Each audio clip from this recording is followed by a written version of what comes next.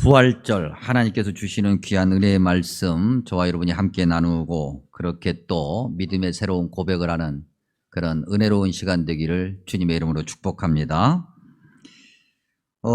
요즘에는 인터넷에 이렇게 소위 포털 사이트라고 하죠. 거기에 어지간한 거 다 치면은 다 이제 정보를 얻게 되어 있습니다. 그래서 오죽하면 누군가가 물어보면 네이버에 물어봐 그런 얘기가 있을 정도로 이제는 그 안에 다 어지간한 정보는 다 들어가 있죠. 다만 문제는 이제 그 정보가 옳은지 그른지를 확인할 수 있는 능력이 있어야 될 텐데, 어쨌든 여러분들이 혹시 그런 포털 사이트에 해외 한인 이민 역사 이렇게 딱 치면 이게 쭉 등장하는 내용들이 있는데, 그 중에 눈에 띄어야 되는 그런 해외 한인 이민 역사의 어떻게 보면 시작점을 알리는 그런 내용이 있습니다. 그게 뭐냐면 하와이 사탕수수밭 노동자로 출발했던 우리 믿음의 선조들에 관한 이야기이죠.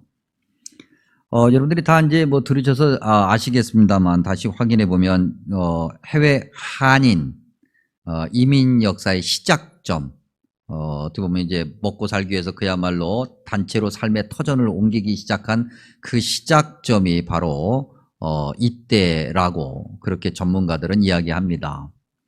1902년 12월 22일에 이제 시작된 이민인데, 이 이민을 어떻게 보면은 주도한 사람, 그렇게 표현하면, 그래서 이 이민을 권유하고 격려한 사람이 있는데, 그 사람이 다른 사람이 아니라 선교사님입니다. 감리교 선교사로 왔던 미국 분인데 존스 선교사라는 분이 그때 당시 우리나라 사람들에게 우리 조상들에게 이제 미국이라는 곳에 가서 돈도 벌고 자녀도 교육시키면서 그렇게 사십시오라고 권했던 거죠. 그렇게 권한 이유는 그 이민자들을 보내서 돈을 얻고 그러기 위해서가 아니라 워낙 가난하니까 우리나라 사람들이 너무 그때 당시 그냥 그야말로 이 가난 중에서도 아주 극심한 가난을 겪고 사는 국민 거의 대다수가 그런 때였기 때문에 선교사님이 보기엔 너무 안타까웠던 거죠. 사실 그 전에 선교사님 이전에 이민자들을 구하려고 그렇게 노동자들을 구하려고 공고를 냈던 회사가 있는데 아무도 지원하지 않았었어요. 왜냐하면 미국이란 나라가 어디 있는지도 모르잖아요. 그러니까 쉽게 조상들이 물려준 이곳을 버리고 가는 것이 우리 민족에겐 쉽게 용납되는 일이 아니었기 때문에 지원을 안 했었단 말입니다. 그것을 보고 이제 선교사님이 나서서 이제 설득했던 거죠. 그래서 우리나라 어떻게 보면 이민 역사, 최초 이민 역사의 페이지를 열었던 그분들은 교인들이었습니다. 존스 선교사님이 이야기를 하고 권유했던 그 이야기를 들었던 교회 안에 있는 그리스도인들이, 예수님을 믿는 사람들이 이민 역사의 첫 페이지를 열었다고 하는 거죠. 그들이 처음에 출발할 때는 121명이었는데 이제 배를 타고 오랫동안 같이 항해를 하니까 혹시 전염병이 있으면 안 되니까 신체 검사를 했었다고 합니다. 그래서 신체 검사에서 당신 좀 이상해, 그러니까 좀 불안해해서 떨어뜨린 사람이 한 20명 있었는데, 그래서 모두 101명이 이제 배를 타고 미국 땅 본토는 아니었고 하와이에 도착을 하게 되죠. 여러분들이 이미 상상으로도 충분히 아시는 것처럼 당시 이민자들이 그렇게 사탕수수밭에 노동자로 갔다라고 하는 것은 좀 심하게 표현하면 노예로 팔려갔다 해도 과언이 아닐 정도로 아주 비참한 삶을 살게 됩니다. 인간다운 대접 받지 못하고요. 그들이 꿈꿨던 어떤 그런 편안하고 안락한 삶은 어디 갔는지 없어지고 온갖 멸시와 조롱과 천대를 받으면서 이민 역사의 첫 페이지를 열어가지요. 여러분들에도 몇 번 소개해드렸던 이덕주 교수님이라는 분이 한국교회 처음 이야기라는 책을 쓰시면서 이 하와이 이민 역사에 관해서 소개를 하면서 그분이 이 최초 한인 이민자들의 그런 모습을 그 어떤 무리들과 비교를 했는데 그들이 누구냐면 1620년 영국에서 청교도들이 종교의 자유를 얻고자 신대륙에 도착했던, 오늘날 미국 땅이죠. 도착했던 그들과 비교해 놓습니다. 왜 그러냐면 두 가지 이유에서인데, 하나는 종교의 자유를 얻기 위해서 청교도의 신앙을 가지고 신대륙에 왔던 그들의 숫자가 101명이에요. 우리 처음 해외 이민자로서 사탕수수밭 노동자로 가서 미국에 처음 도착했던 그들도 101명이었어요. 뭐 우연이라고 얘기하면 우연인데, 우연의 일치치고는 숫자가 아주 딱 맞죠. 근데 거기서 그치지 않아요. 영국의 청교도들이 신대륙에 와서 맨 처음 한 것은 그 추운 날 도착해서 맨 처음 한 것은 교회를 세웠어요. 그리고 교회를 중심으로 해서 그들의 삶의 새로운 현장을 만들어가고 세워가지요. 우리 최초 믿음의 선조들이 처음에 하와이 땅에 도착해서 첫 발을 내디뎠을 때 그들이 맨 먼저 했던 것도 교회를 세운 거예요. 그리고 교회를 중심으로 해서 한인들이 모였고, 교회에 모여서 날마다 기도하고 날마다 주님의 은혜를 사모하며 살아갔던 거죠. 청교도들의 믿음과 우리 처음 해외 이민자들의 믿음의 모습이 매우 똑같았다. 그걸 이덕주 교수님이 이렇게 살피고 있습니다. 초창기 해외 이민 역사가 교회에서 시작을 해서 그런지 지금도 세계 곳곳에 흩어져 있는 한인들 그곳에 가면 반드시 뭐가 있어요? 교회가 있어요. 교회가. 한인교회가 말이죠.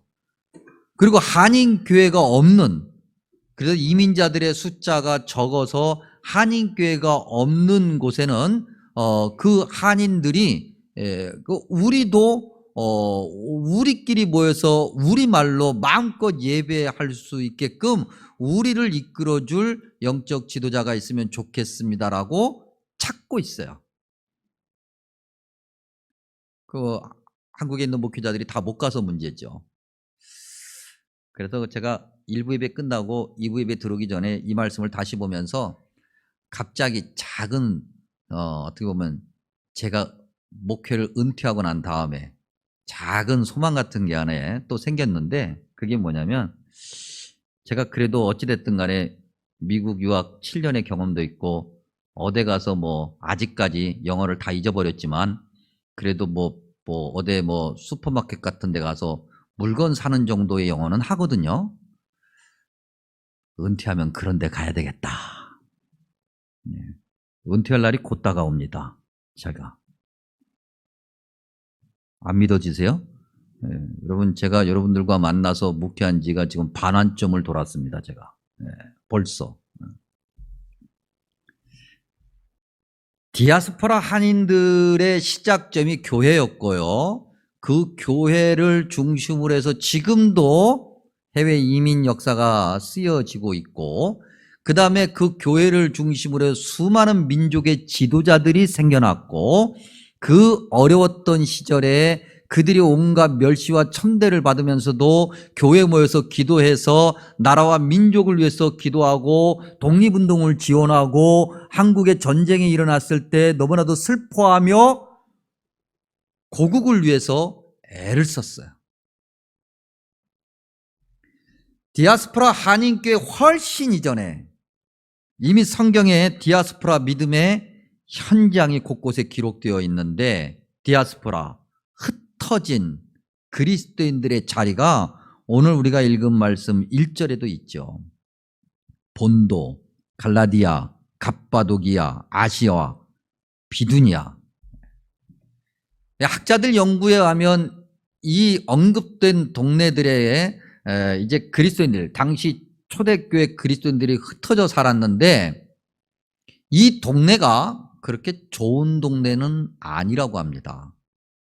사람들이 조금은 무시하는 동네, 별로 가서 살고 싶지 않은 동네, 그런 동네였던 거죠. 삶의 척박함을 매일매일 느끼며 사는 동네였다고 하는 거예요.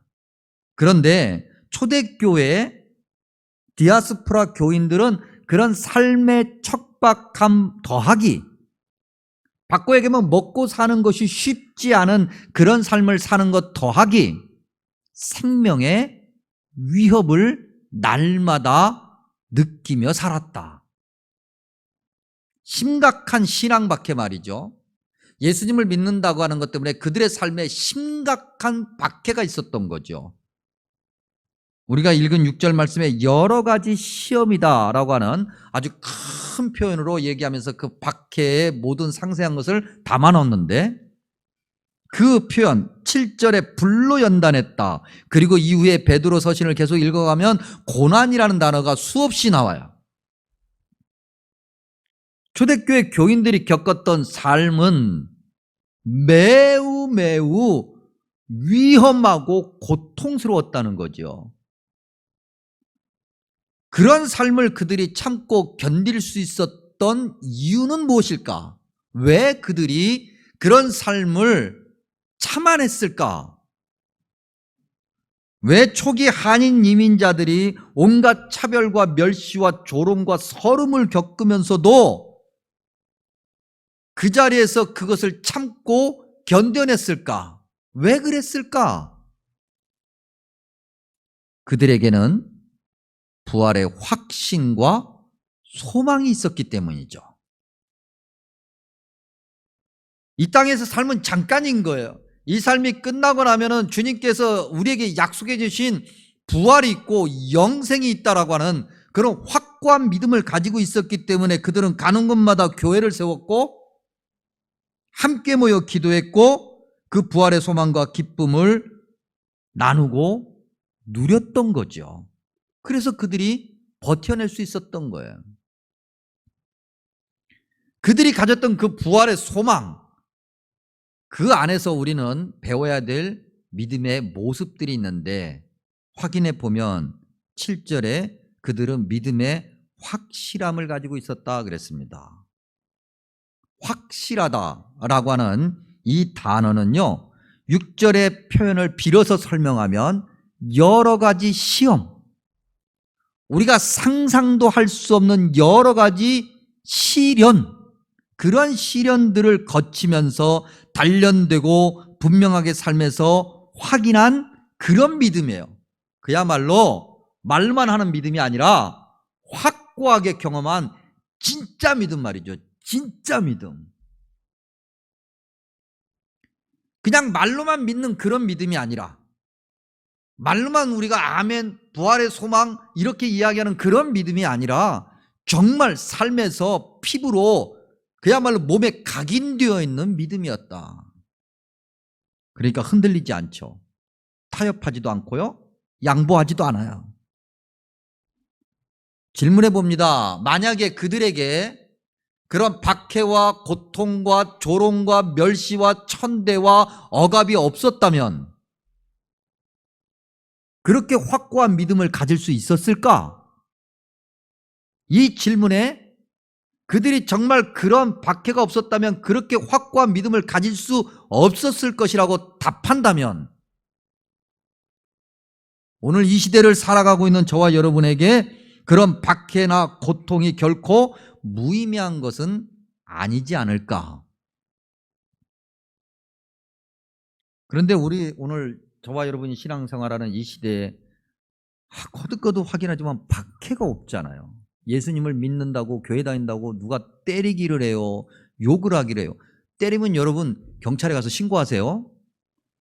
그래도 돼요.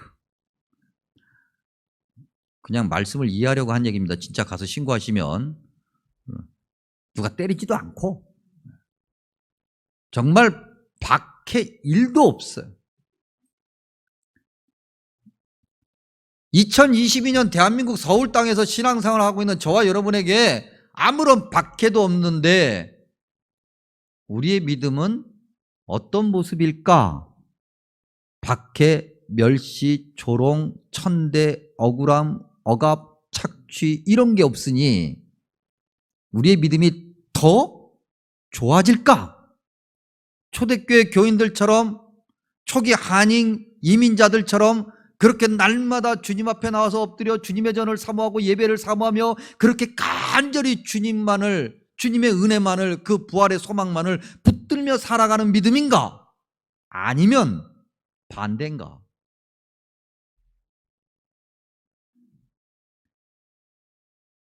오늘 우리는 의도적으로 박해를 찾아다니려고 해도 박해가 없으니 예수님을 믿는다고 하는 것 때문에, 교회 다닌다고 하는 것 때문에 겪을 수 있는 다소의 불편함 정도, 박해라는 단어, 고난이라는 단어, 이건 우리가 도저히 창피해서 쓸 수도 없어, 우리에겐. 어디 박해가 있어요? 박해 비읍자도 없는데. 그러니 그런 단어를 감히 우리가 언급할 만한 그런 정말 그야말로 양심상 그런 단어를 우리가 언급할 수는 못하겠고, 그냥 교회 다닌다는 것 때문에 겪을 수 있는 작은 불편함 정도라도 적극적으로 감당해야 되지 않을까? 그 작은 불편함은 뭐가 있을까 생각해 보면 일주일 내내 예배당에 오는 거 말이죠. 좀 불편하잖아요. 바쁜 삶을 살면서 주일에 한번 딸랑 예배 드리면 되지. 그렇게 그냥 새벽기도 매일 나가야 되고 수예배도 가야 되고 그런 거 다 가나. 그러나 우리는 좀 그래야 되겠다. 감사합니다, 집사님. 조금 이따 아멘 한꺼번에 다 해주세요. 이제 계속 몇 가지 계속 갈 거야. 좀 강하게. 강한 표현으로 갈 거야. 우리가 좀 불편할 수 있는 거 뭐가 있을까? 말씀에 훈련받는 거 말이죠. 통독도 하고 정독도 한다 그러니까 그렇게 좀 그런 자리에 좀 가서 열심히 좀 하고, 그래서 우리의 시간도 좀 거기에 좀 투자해보고, 그 정도의 불편함 정도는 얼마든지 기꺼이 해야 되겠다. 집이 멀어서요. 이사 오면 되지. 이사는 절대 안 오려고 하면서 집이 멀다고 그래서 자꾸 우리의 믿음을 뒤로 빼려고 하는, 우리의 필요 때문에 이사했던 거고 우리의 필요 때문에 간 거잖아요. 그러면 주님이 허락해 주신 것에 감사해서라도 더 열심히 그 먼 거리 찾아와야 되는데 자꾸 우리는 그걸 핑계 삼으려고 해요. 교회에서 열심히 봉사하는 것, 11조를 시작해서 여러 예물을 드리는 거 말이죠. 하나님이 주신 것 중에서 우리 고백대로 지극히 작은 것을 떼어서 다시 주님께 드리는데 그걸 계산을 해. 그러지 말고 그냥 주님 주신 은혜 감사해서 사랑하고 섬기는 연습과 훈련을 하는 것, 생각보다 그야말로 이를 악물고 따져 물을 것이 그렇게 많지 않아요. 예수님이 우리의 구원자가 아닙니다라고 말하는 것, 그거는 우리가 이를 악물고 따져야지. 근데 그런 것 말고 생각보다 그럴 것이 별로 많지 않아요. 어쩌다 우리의 성정 때문에 훅 그랬어도 다시 돌아서서 하나님, 내가 아직도 멀었네요. 그리고 하나님 앞에 다시 나아가면 되는 거예요. 그러니 이런 정도, 겨우 이런 정도로 우리가 예수님을 믿는 것 때문에 불편함을 겪는 건데, 이런 것도 우리가 안 하면 초대교회 교인들 그들의 믿음의 삶의 현장을 오늘 우리가 말씀을 통해서 확인하면서 우리는 정말 전문 용어로 말하면 쪽팔리는 거죠. 그렇지 않아요, 여러분? 그런 믿음이에요, 우리가. 초대교회 교인들이 2절에 보니까 하나님 아버지의 미리 아심, 그러니까 하나님께서 미리 자기들을 택하셨다는 걸 안 거예요. 근데 하나님께서 미리 택하셨다는 것은 무엇을 의미하는 걸까? 디도서 3장 4절 말씀을 이용해서 그들의 믿음의 고백을 엿보면 하나님의 자비, 다시 바꿔 얘기하면 은혜와 사람 사랑하신다고 하는 것을, 인류가 구원받기를 원하신다고 하는 것을 그들이 알고 있었던 거죠. 하나님의 사랑, 하나님께서 나를 선택하셔서 나를 사랑해 주셨기 때문에 내가 오늘 예수님 믿는 사람이 되었어요. 교회 다니는 사람이 되었다고요. 내가 그냥 오늘부터 교회 다녀야지 그래서 교회 다닌 것이 아니란 말이죠. 여러분, 우리 그렇지 않습니까? 우리가 옆에서 보기에 저 정도면 나라도 교회 갈 것 같은데 절대 안 가는 모습들이 얼마든지 있잖아요. 그런데 생각해 보면 내가 교회를 왔단 말이에요. 그리고 예수님을 믿어. 부활의 소망을 가지고 살아요. 은혜예요, 아니에요? 은혜죠. 은혜죠. 내가 아무것도 안 했는데 하나님께서 나를 구원받은 백성으로 삼아주셨으니 하나님의 은혜라. 그 은혜를 받은 자답게 내가 살아가겠노라. 그것이 고린도전서 1장 1절에서 3절을 통해서 이야기하면 교회라 하는 거예요.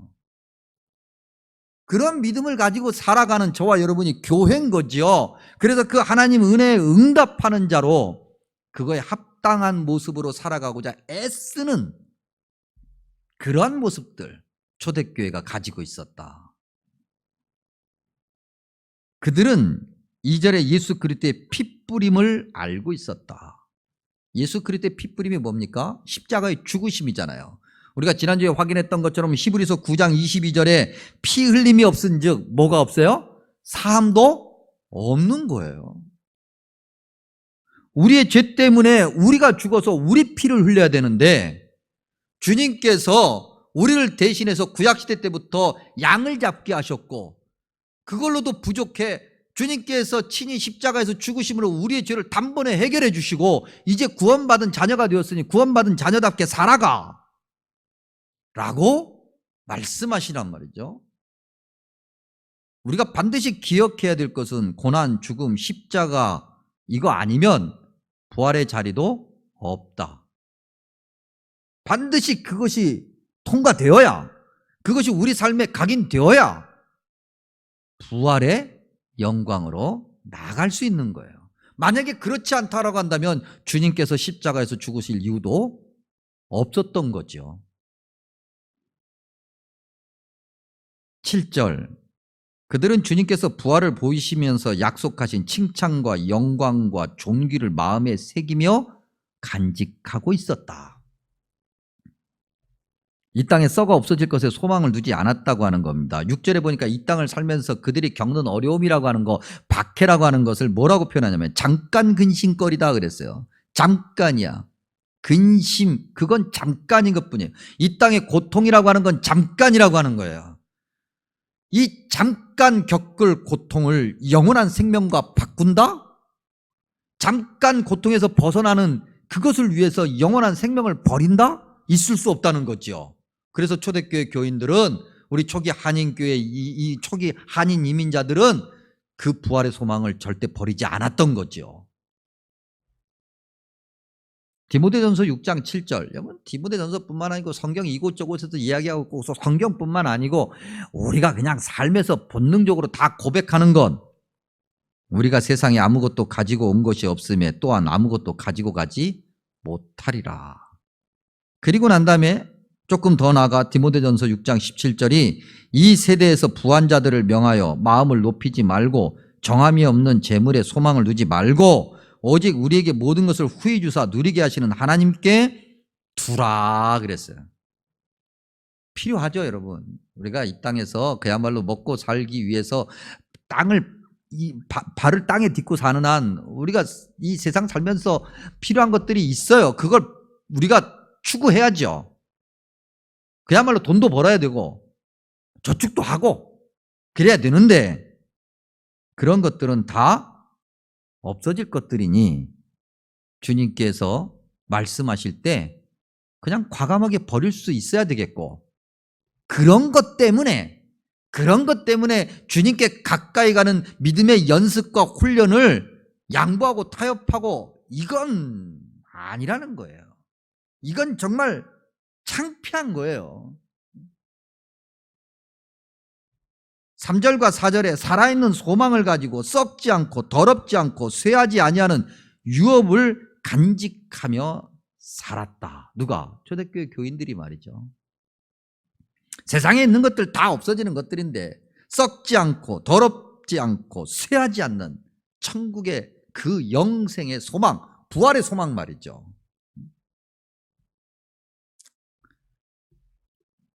저희 저게 장모님이 계시는데 장모님이 올해 97세 되셨습니다. 사실은 약 한 10년 사이에 이 어른께서 낙상을 몇 번 하셨어요. 그래서 뭐 고관절도 부러지시고 허리뼈도 부러지시고, 그러니 그때마다 이제 어르신들이 그렇게 다치시면 이제 큰일이 예상되잖아요. 그래서 돌아가실까봐 내내 걱정했어요. 그러면 또 그분 슬하에 아드님도 계시지만 딸들이 있습니다. 따님들이 5분이 계세요. 엄마가 아팠다 그러면 이 5분이 그냥 왁 하고 몰려가요. 그리고 한 달 정도 있으면 이 어른이 건강하게 살아나셔요. 부활하시는 거지. 돌아가실 줄 알았는데 딸들이 훅 하고 갔다 오면 다시 살아나셔요. 그렇게 해서 올해 97세가 되셨어요. 이제 새 정부에 들어서서 이제 만 나이로 간다 그러니까 참 좋은 세상 왔어요. 전부 다 한두 살씩 다 줄잖아요. 그래서 얼마나 좋아요. 근데 97세에서 우리 어머니가 줄면은 생일 전이니까 95세가 되실 텐데, 어르신들한테 죄송합니다만 95세나 97세나 뭐 별 차이는 없을 것 같아. 그러니까 이 어른이 뭐라고 말씀하시냐면, 야, 내 이제 아프면 나 병원 데리고 가지 마. 사람이 아프면 병원을 안 가고 가만히 있어야, 그렇게 해서 아프다가 그래야 죽는 거지. 자꾸 병원 가면 또 살아나잖아. 그러니까 나 데리고 가지 마. 이렇게 말씀하시는 거죠. 그러면서 뭐라고 말씀하시냐면, 나 우리 하나님 아버지에게 빨리 가고 싶어. 이제 하나님 아버지한테 가고 싶어. 그 어른 마음속에 부활과 영생의 소망이 확고하게 자리하고 있는 거예요. 너무 귀하더라고요. 이제 우리가 초대교회 교인들의 믿음, 오늘 우리가 어떤 믿음을 가지고 사는지 확인했습니다. 그리고 난 다음에 이제 마지막으로, 우리 그런 거 좋아하잖아요. 그렇게 예수님 열심히 믿었더니, 교회 열심히 다녔더니, 그러면 뭐? 증거. 증거를 이제 우리가 원하잖아요. 그렇죠? 아닌 척 하지 말고요, 빨리. 그래서 예수님 잘 믿으면, 그렇게 교회 열심히 다니면, 그렇게 좀 박해 정도는 아니지만 불편함 정도 내가 기꺼이 감수하면 나한테 뭐 생기냐고, 뭐 생길 거냐고. 그렇게 우리가 은근히 마음속으로 묻잖아요. 계속 아닌 척하고 계시는데, 그래서 이제 그걸 한번 확인해 보자고요. 초대교회, 박해 중에 부활의 소망으로 견딘 결과, 그리고 지금까지 그 믿음 안에서 부활의 소망을 가지며 후손들에게 그 믿음을 전해주기 위해서 애썼던 그들, 그 나라, 그 민족, 지금 어떻게 되었을까? 여러분, 우리가 다 알고 있잖아요. 그런 국가들, 그런 민족들이 세계에서 부강한 나라요, 세계를 움직이는 민족이 되었다. 확인하는 거잖아요. 초기 한인, 우리 이민자들이 그렇게 서러운 가운데서도 부활의 소망으로 무장하고 기도하며 견딘 결과는 무엇일까? 오늘 세계 각국에 흩어져 사는 한국인들이 각각의 자리에서 주류 사회로 진입하고 있고 인정받고 있고, 무엇보다 오늘날 세계가 무시하지 못하는 대한민국이라는 품격을 가진 나라가 되었다. 인정하시죠? 그러면 우리가 뭐 해야 되겠어요? 우리의 자녀들에게 뭘 전해줘야 됩니까? 부활의 이 소망, 이 확고한 믿음을 전해줘야 되지 않겠습니까? 그래야 우리의 자녀들이, 우리의 믿음의 선조들이 그런 것을 우리가 복으로 누리고 있는 것처럼 우리의 자녀들이 우리보다 더 큰 복을 누리지 않겠습니까? 오늘 주신 말씀 조금 더 읽어가면 베드로전서 1장 17절 19절까지 이렇게 말씀이 기록되어 있습니다. 너희가 나그네로 있을 때를 두려움으로 지내라.